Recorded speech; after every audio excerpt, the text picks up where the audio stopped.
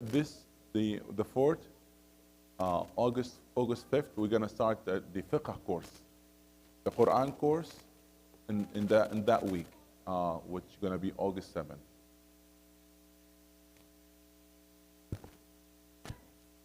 أعوذ بالله من الشيطان الرجيم بسم الله الرحمن الرحيم الحمد لله رب العالمين والصلاة والسلام على أشرف الأنبياء والمرسلين سيدنا محمد النبي الكريم وعلى آله وأصحابه الطيبين الطاهرين ومن تبعهم بإحسان إلى يوم الدين وبعد.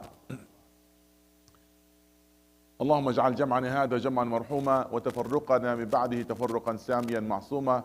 اللهم لا تجعل فينا شقيا ولا محروما ولا مطرودا ولا معذبا بنار برحمتك يا عزيز الغفار. ثم أما بعد. My dear brothers and sisters, we gather again as important gathering to learn about our deen. And learning about your deen, part of it, it's must. Alhamdulillah الذي علمنا من العلوم ما به كلفنا. There are kind of knowledge of deen that's must to learn. لا يعذر الجاهل بجهله. So there is no person that exempt from not knowing that part of the deen. And simply, we can say most of it under one rule. ما لا يتم الواجب إلا به فهو واجب. What was required for fulfilling your duties is become your duties. So it's must to learn, those parts. Like, for example, is it must to learn about zakah? Is it must to learn about zakah? No, it's not must. Unless you have to pay zakah, then you have to learn the rules of zakah. When I say must, that means if you don't, then you are sinful. You get the point? Now let's say somebody, he's in a market, he's having trades and business. Then it's a must for him to learn about zakah? Yes, it is a must. Because you know what? He's dealing with money and all of that, then he has to know those rules. But now, even zakah is not must for me to pay, because the rules or the condition of zakah was not gathered for me, so maybe I don't have an amount of money that I have to pay zakah for it. Learning the rules of zakah, that by itself, even without applying the zakah, it is rewarding. You get a lot of reward of the knowledge by itself, okay? So we have to differentiate between, all of that. Bismillah. This is your time for your question.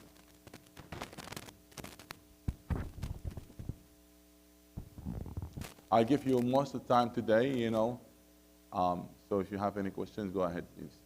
Sisters, they have their mic there, and if you want to ask, you can use the mic. And please, if you can follow the Facebook as well, if there is anyone asking in the comment section, please, pass that question to me. Yes. So either you know everything or what? Okay. Oh, mashallah.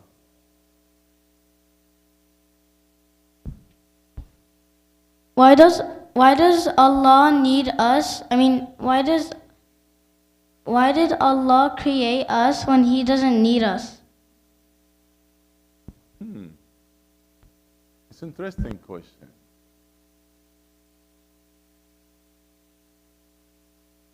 Okay. Why does Allah created us since He does not in need of us? Is that right? Okay. So why you connected the creation because of needs? Why that link you made it in your mind? Because we are as a human, we do the things because that we need it or not. Okay, that's related to us. Oh, I need this one, so you know what, I will make it. But that's in our, way of thinking as a human. And Allah subhanahu wa ta'ala is beyond all of that. He's not doing the things, anything, because of, a need. Why Allah He created us? Because He is the creator, subhanahu wa ta'ala, either created or not. Okay? Now, the questions behind the creations, that is there. Allah subhanahu wa ta'ala told us about it. Allah told us why He created, He told us, but not necessarily, as I said, you connected with the need. No, we are the one in need of Him, subhanahu wa ta'ala. Okay? So there are ayah in the Quran. There are ayah in the Quran that speaks of him subhanahu wa ta'ala. Generally speaking, he said, "La yus'alu amma yaf'al wa hum yus'alun." He's not the one to question about whatever he will do. However, they are going to be questioned. Okay, wa hum yus'alun. So Allah subhanahu wa ta'ala can do whatever he wants to do. Okay, so there is irada, there is willing. He is the creator and he is the sustainer, and he can do whatever that Allah subhanahu wa ta'ala wants. Okay.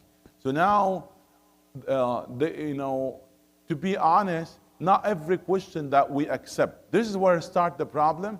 That's from the question itself. So the question is problematic. There is some issue about the question. Okay. So not every question that you accept. You understand I'm saying? Not every question that you accept. Let me ask you a question. What's your name? Yusuf. When you quit smoking, answer.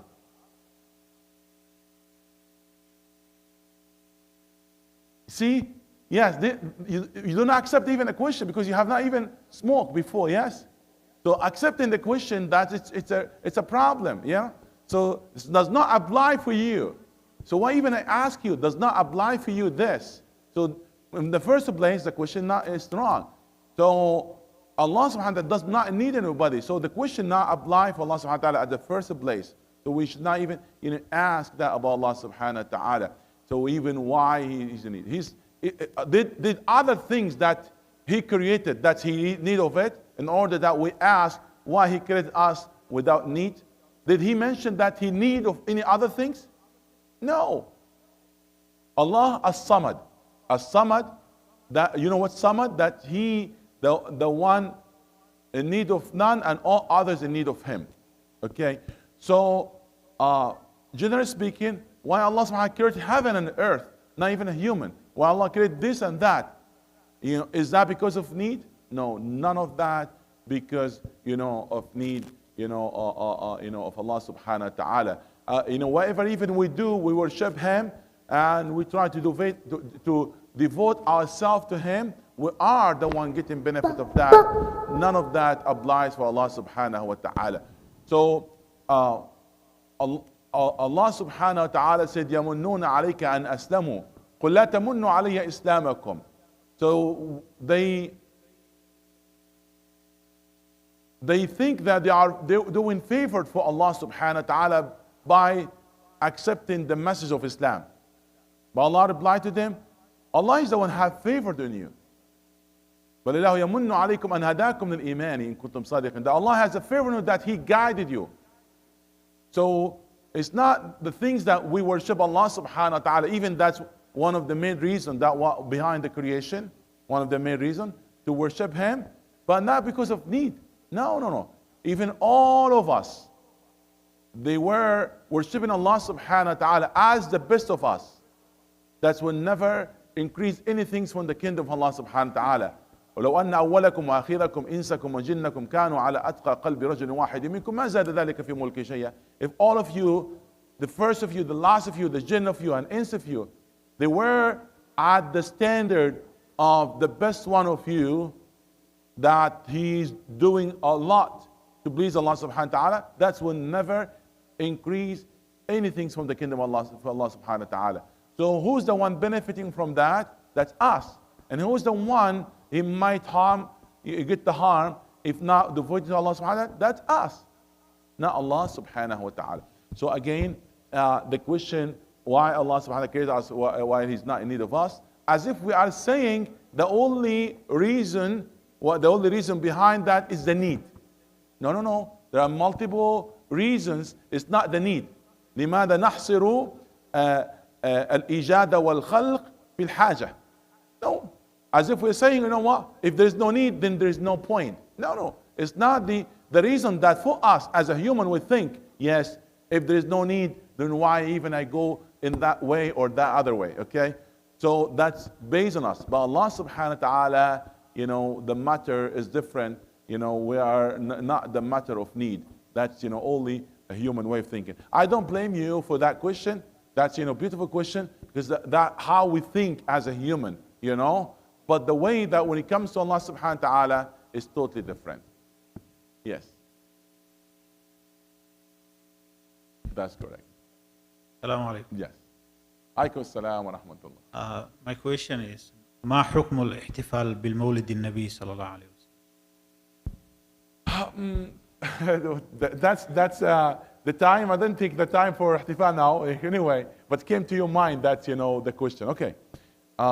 When the birth of the Prophet ﷺ, when it is? In Rabi' al-Awwal, we know that, yes? First of all, do you know what he asked the question?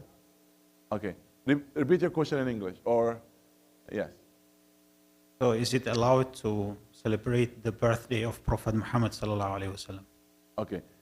Is it allowed to celebrate the birthday of the Prophet ﷺ? First of all, we know for a fact the Prophet ﷺ was born in Amul Fil, the year of elephant.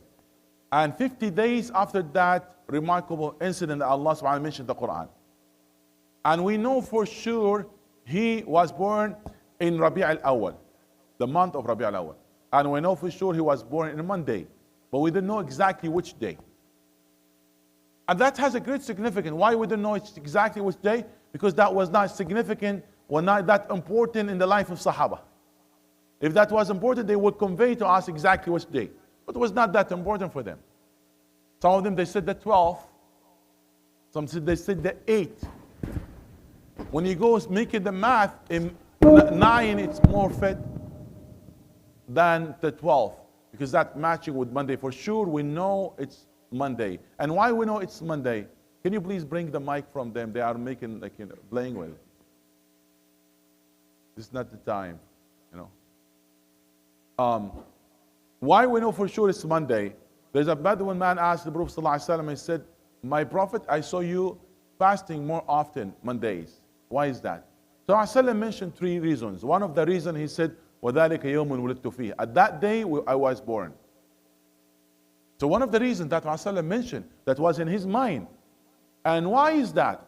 We know the Prophet he came as a mercy. And Allah declared that in Quran, وَمَا أَرْسَلْنَاكَ إِلَّا رَحْمَةً لِلْعَالَمِينَ. We have not sent you but as mercy for all mankind. And we know that Allah subhanahu wa ta'ala said in the Quran, we should rejoice when the mercy of Allah subhanahu wa ta'ala appear. As Allah subhanahu wa ta'ala said, قُلْ بِفَضْلِ اللَّهِ وَبِرَحْمَتِهِ فَبِذَلِكَ فَلْيَفْرَحُوا. Say to them, with the mercy of Allah and His grace, you should rejoice. وَبِذَلِكَ فَلْيَفْرَحُوا. You should present happiness.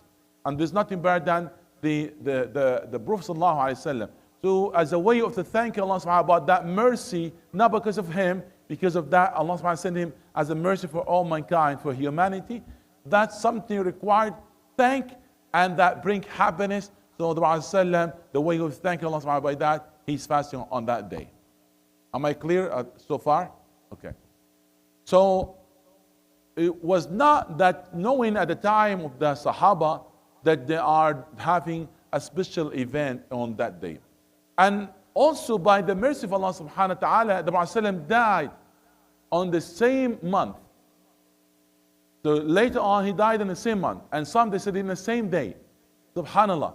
So that day bring happiness and at the same time sadness, it's a mixed feeling, And actually if you want to think of that and reflect, it might, that moment that missing the Prophet in our life and the discontinuation of the revelation that coming with guidance to the earth, that's actually the day we should even think of it more than the day when he was, when he was born.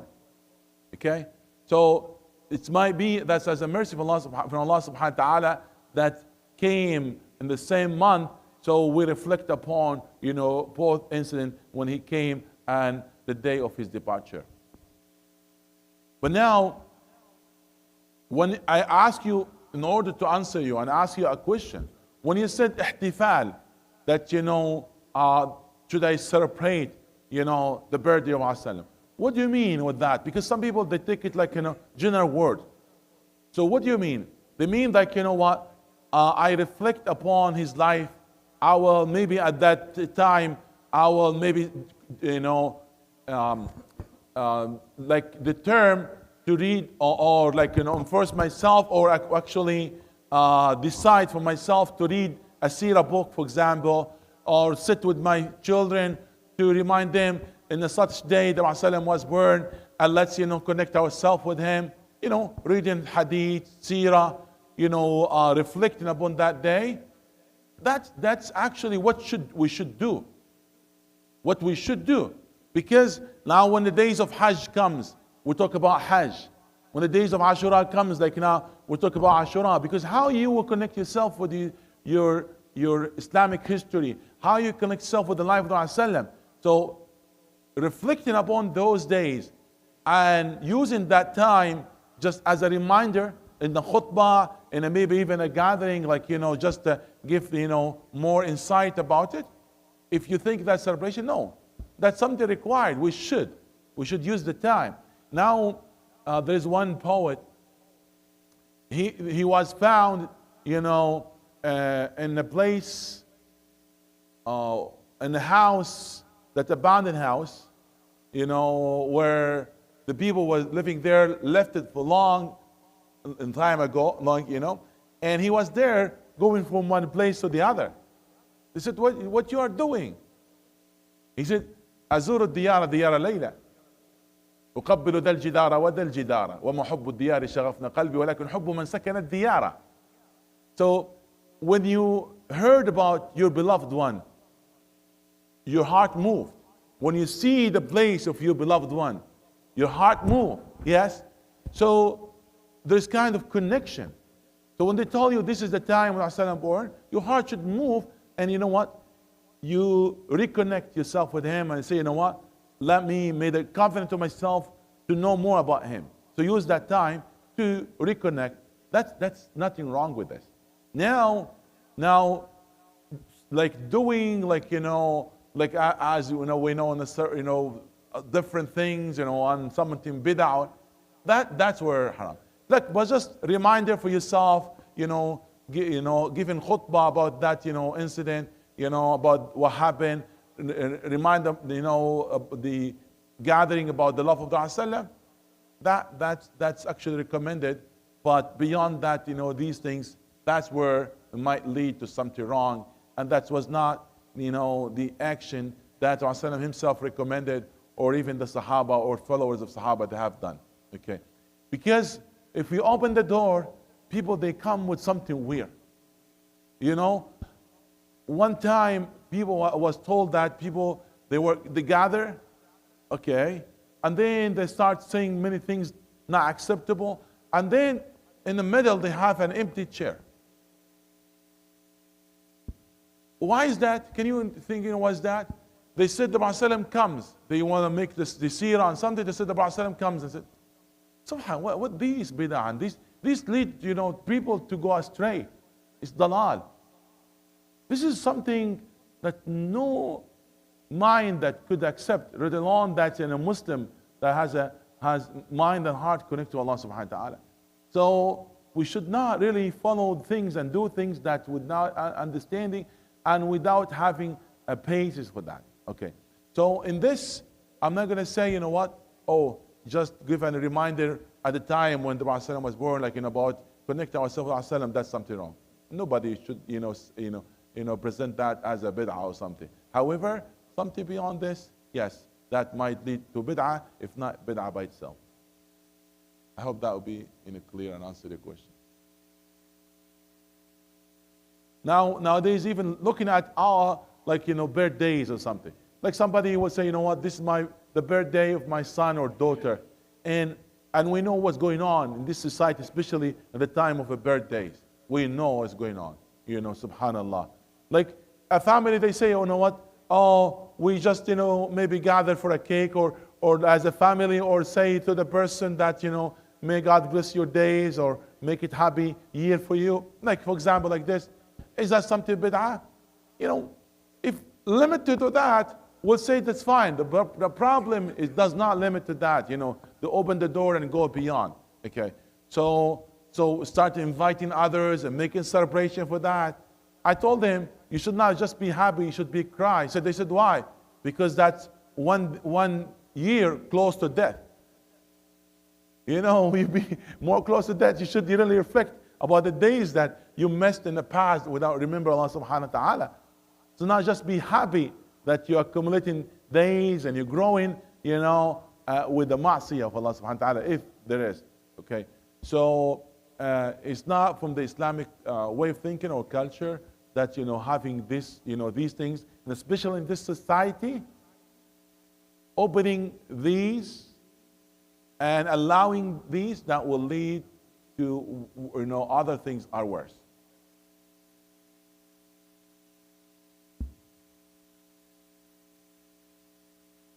Assalamu alaikum. Alaykum salam. How are you?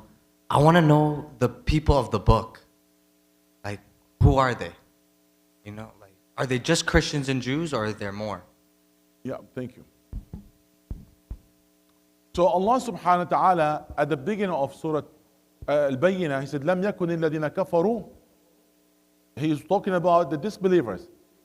And He divided them two categories. So there are disbelievers, but you know, there are two different categories. He said, لَمْ يَكُنِ الَّذِينَ كَفَرُوا مِنْ أَهْلِ الْكِتَابِ وَالْمُشْرِكِينَ. So both of them, you know, at the end, it's, you know, from the disbelievers that, you know, they deny the message of the Prophet Muhammad sallallahu alaihi wasallam.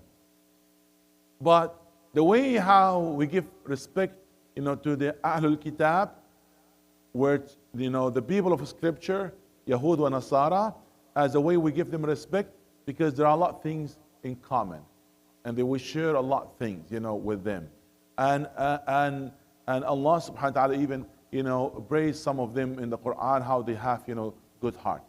So there are certain rules, you know, that apply in there.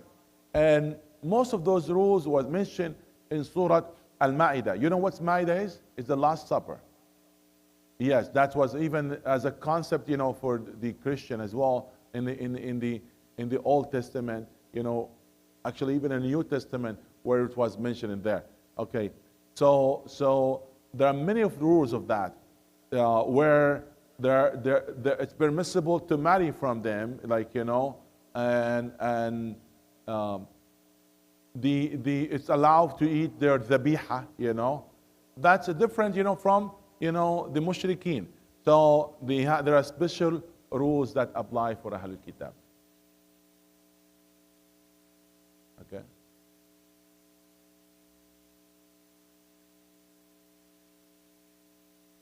But there are some people get confused. This here I have to clarify this.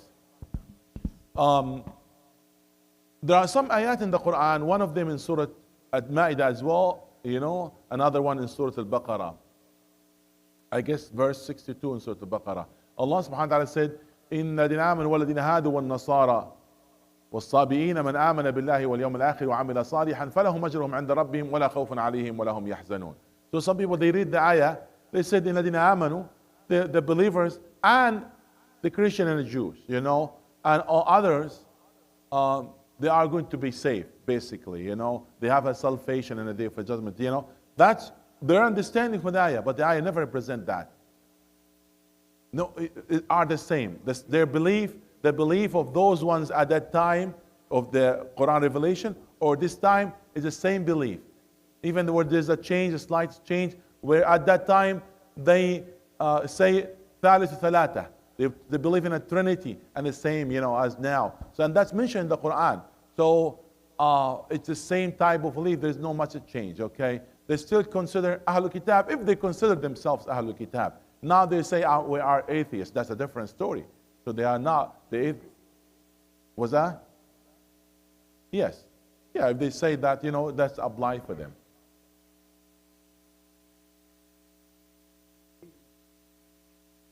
I have not finished my word yet. Okay. So nobody has a salvation or going to be saved in the day of judgment except the one has a true belief in Allah subhanahu wa ta'ala. So that should be clear.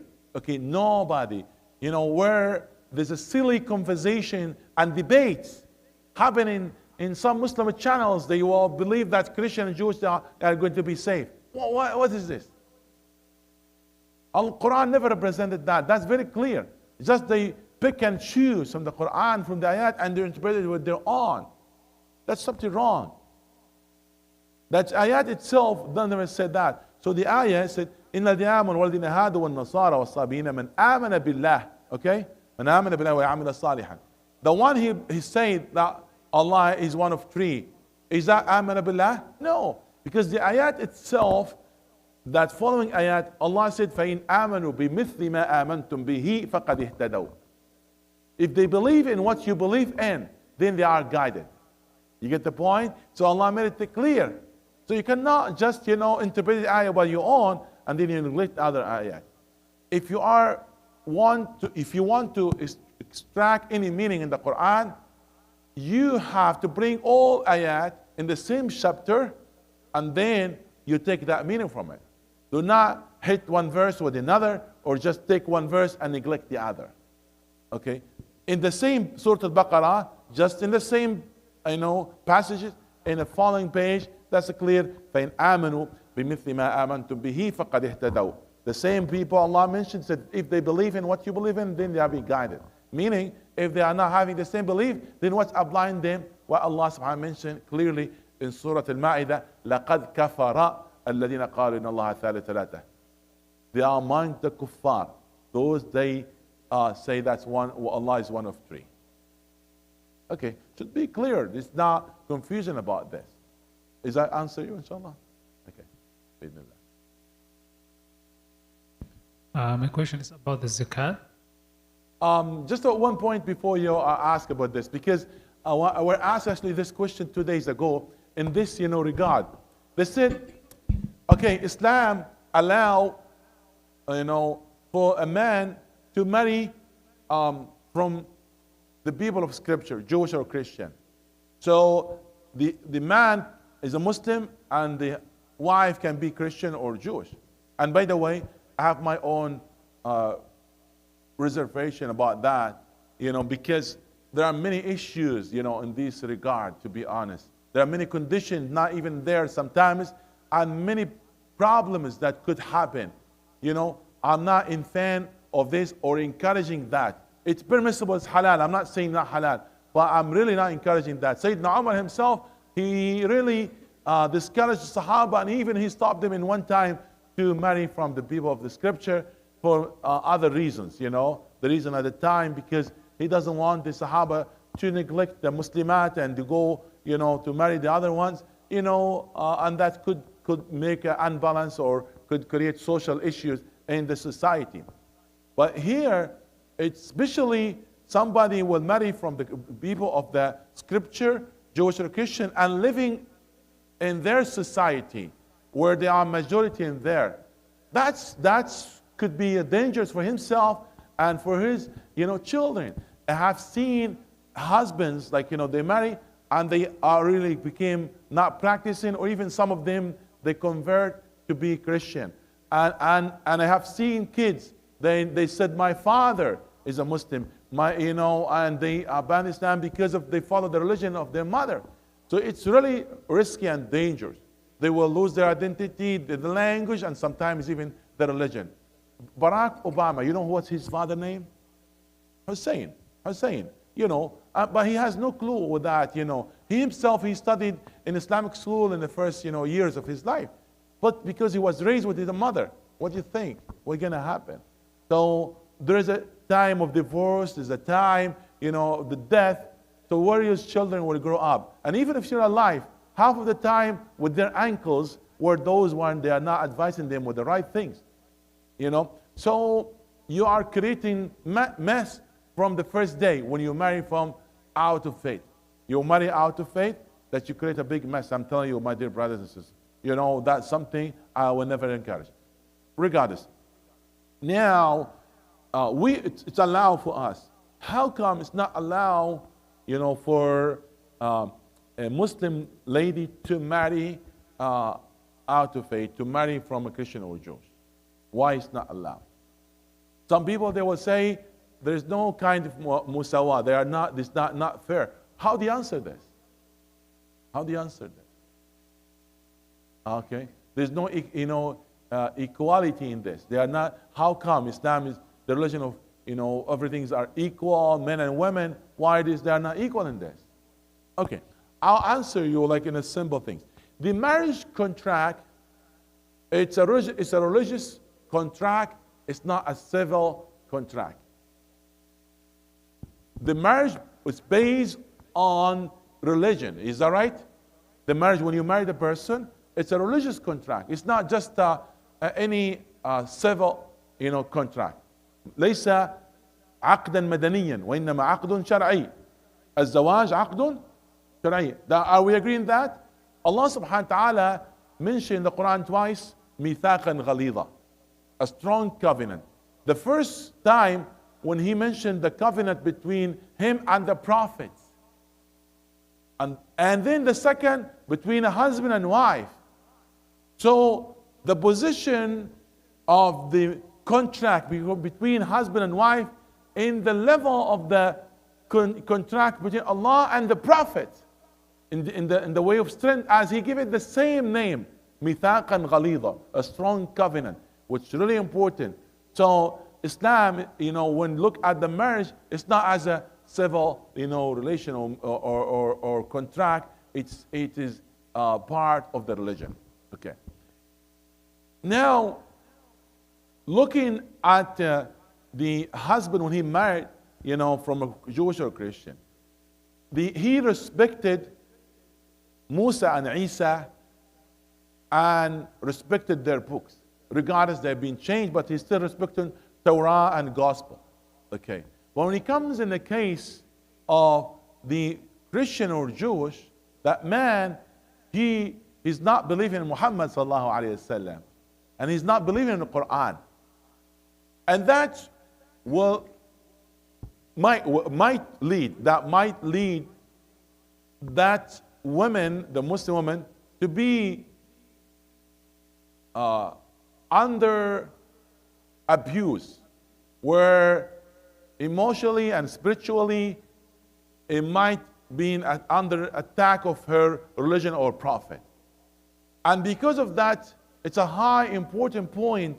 We should not give it even a chance that would happen, in order to protect her religion and protect her from any spiritual or emotional abuse, because that person is not actually in respect of her prophet or her book. So that's why from the beginning that was avoided and not permissible for her to be under the authority of a man. And we know it might be exceptions, but when the rules will be there, that rules is generalized. So I'm saying it might be exceptional. Maybe somebody he's kind, he's not gonna abuse or accuse her or her religion, but the rules doesn't apply on a subjective way of looking at it. No, that's the fact. There is a chance that might happen, that she might be under that kind of abuse. So from the beginning, that should not be allowed. As the initial agreement, this is religious contract. It's not, a civil, agreement and contract. It could be. There are many issues. To be honest, regardless what now women, they're asking for their rights, but most of the time, the man, he's the one dominate, the things, and he can be really abusive physically and different ways. We understand that. There are both kind of abuse, from man or from woman, but we know the percentage is high coming from the man, as many reasons, behind that, physically and all of that. So there are more chance that he will enforce his ideologies and his way of thinking, and he might actually lead, to that relation to be under that abuse. We just try to understand the rules of Allah. At the end of the day, this is what Allah subhanahu wa ta'ala said and declared. It's not up to us to choose. And Allah has, the ultimate wisdom. We might just have a little of that. We look at one narrow angle. But when it comes to Allah subhanahu wa ta'ala, He has the ultimate wisdom. Okay? So, where some people, they might say, oh, there's no fairness and there's no equality in this. No. the one apply the equality and look at, all of that is Allah subhanahu wa ta'ala. But something else you have to understand, justice is more important than equality, okay? And sometimes people think, justice and equality are the same. No, no, no. Sometimes you want to apply equality, you end up to lead injustice. Okay? Because justice that you give every person what it needs, not equal amount. Let's say that picture, like, one time, you look at it, you can look at it.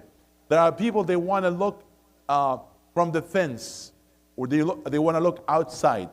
And one of them, short, one of them tall, one of them is, medium. And they give them a box with the same height, each one of them, because they know equality, each one is the same. So that actually lead to injustice, They want to apply justice, lead to injustice where actually as a result was not even good. You look at the picture of that. And so what's the right way? To give every person according to the need and according to the nature of that person in order to apply justice. So which one is more important? Applying justice that comes before just what we call, equality. Assalamu alaikum, Sheikh Mohamed. Assalam. Allah yasalmak ya Rabb. The brother has a question about zakah, but we'll come back to you. Yes. Go ahead. Okay, so what would you say to youth, group of people, a group of youth who actually delay or don't even try getting married, citing the high costs associated with it? يعني القول في من يؤجل أو لا ينظر حتى في الزواج لتعليله أن التكلفة العالية. Yes. No. There's one brother,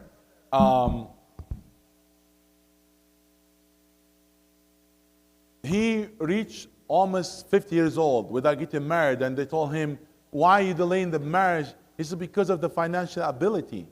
So now you are able to say, no, I'm not even. So sometimes even delaying it, it's not going to solve the issue. No, you have to believe in the promise of Allah subhanahu wa ta'ala. Allah subhanahu wa ta'ala said, وَأَنْكِحُوا الْأَيَامَ مِنْكُمْ وَالصَّالِحِينَ مِنْ عِبَادِكُمْ وَإِمَائِكُمْ إِنْ يَكُونُوا فُقَرَاءَ يُغْنِهِمُ اللَّهُ مِنْ فَضْلِهِ. If they were in poverty, Allah subhanahu wa ta'ala will provide them from His bounties. So we should really believe in the promise of Allah subhanahu wa ta'ala and try our means. That's one thing. Second, as a society and as a community, we should help one another. The Prophet ﷺ said, ثَلَاتٌ عَلَى اللَّهِ حَقٌّ عَوْنُهُمْ. There are three people that it's must to help them. And one of them, الشاب يريد العفاف. That's a person that you want to marry. So that's the second thing, it's really important. Third, it's a nasiha, an advice for awliya al-umur, for the fathers. Please, do not exaggerate. And yes, you're right to ask whatever you want. But at the end of the day, you want the good man for your daughter. And the Prophet ﷺ said, less in dowry, that's more than blessing. قَالُهُنَّ مَهْرًا أَكْتَرُهُنَّ بَرَكَةً. And sometimes what they do, they ask for a huge amount, especially muakhar, the postponed part. They will ask now, let's whatever, and then they say, you know what, we need that amount as muakhar. Just as a background, in the past was only one sum, one amount. Was not like, advanced part and postponed part. And that's fine, you can do that. There's nothing wrong with this. And they made it just to make it easier for the man, instead of they pay all up front, pay now something and then the other amount later as a debt. You pay it when you are able, or you pay it in a certain time that you agreed upon. But what happened? The father, he said, I want to secure the future of my daughter, and I want you to pay 100,000, for example, where the time of divorce or death. So the person died, they will take that amount from what he left behind, and if there is a divorce, he has to pay that amount. They think that they are securing the future of their daughters. And what happened? If that's a good man, there are two options, either good man or bad, If a good husband for your daughter, if he's a good man, why are you making that big loan on him? And you're making him suffering and not having rest because of he has to pay that amount. The second, if he's not good man, what's gonna happen? يوريها النجوم في عز الجايلة. They said, you make her to see the stars, which they see all them at night, she will see them in the middle of the day. He will make it hell for her. He will make it really bad for her until she will ask for divorce.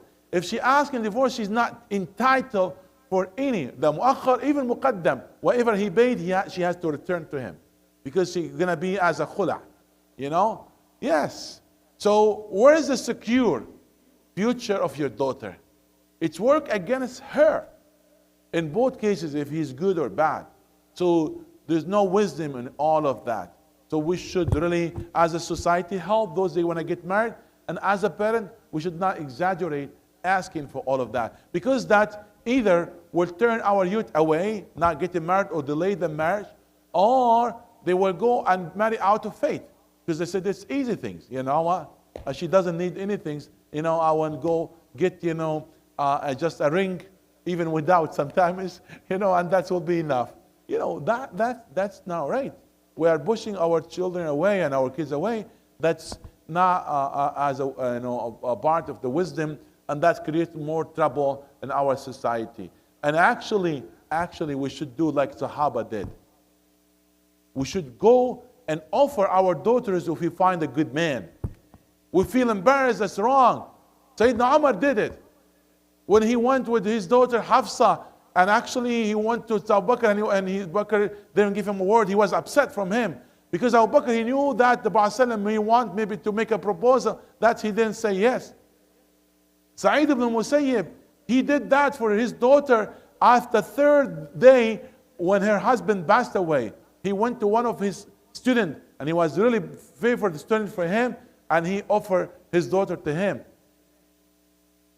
We should really protect the future of our daughters and our sons. And that's your son. And like in a word in English, that's your son-in-law. He's your son. When you're giving your daughter, actually you are not giving it. You are gaining a son. So you have to think with this way. So you should not make it, difficult and hard for them. And thank you for your question.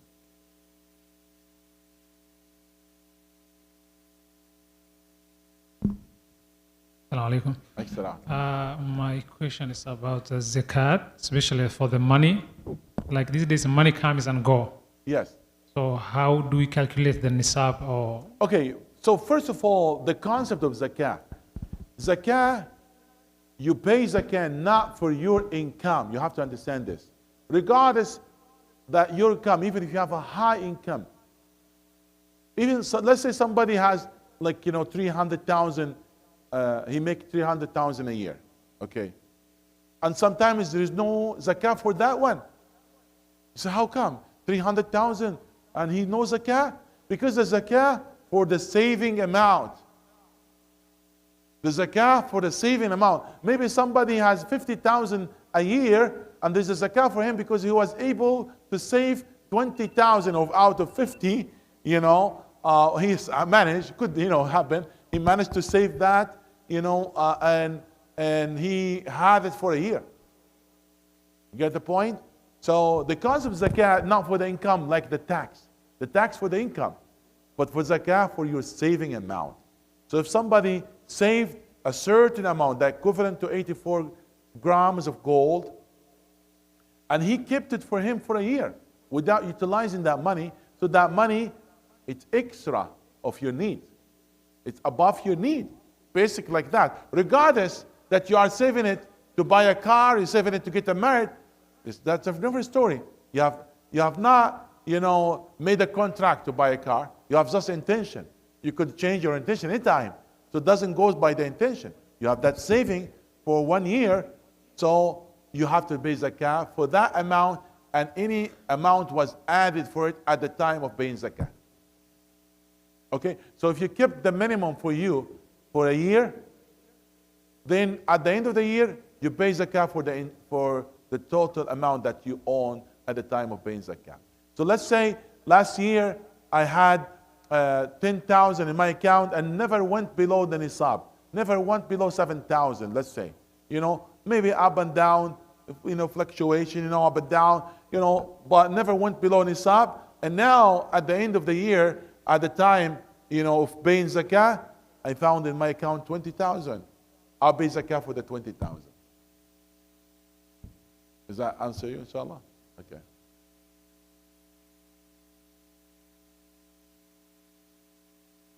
So the minimum nisab is a 6,800.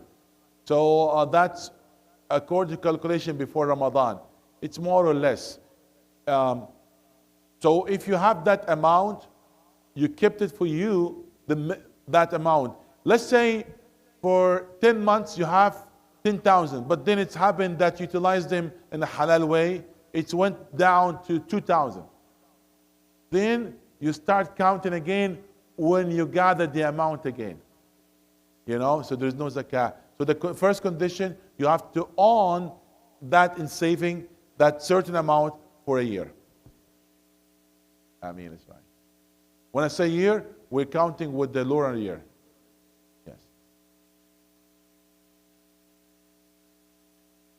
Okay. One more question, or stop at this point? Maybe last one before Adhan.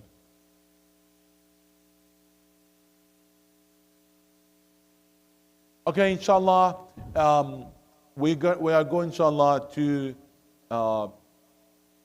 pause this program, make it, inshallah, maybe in the future, Allah knows, we'll bring it back, but we want a more structured program. So we're going to offer a course, Fiqh Essential, on coming 2 weeks. We select a book, inshallah, we're going to select a book that's available, and looking for good translation. For that, one of the traditional book with the translation, so you have it as a reference. And we go chapter by chapter and topic by topic, and we discuss all of that. So at least we cover all of these aspects. We go based on your understanding and your need. Even if select like a book that as basic book, but if you need further explanation, and you require, we can go beyond that. We get the barakah, the blessing of the completion of a book and ijazah of that book, and that after that we can even move to another level, bi'Allah subhanahu wa ta'ala. That will be every Saturday, bi'Allah subhanahu wa ta'ala, between Maghrib and Isha. I hope that will be a good move, as we go through all of these topics, bi'Allah subhanahu wa ta'ala. Feel free to suggest anything, but we will take, like, say, an hour of a study, and then we'll give the rest of the time for questions that related to the topic or off topic, up to you, bi'Allah subhanahu wa ta'ala.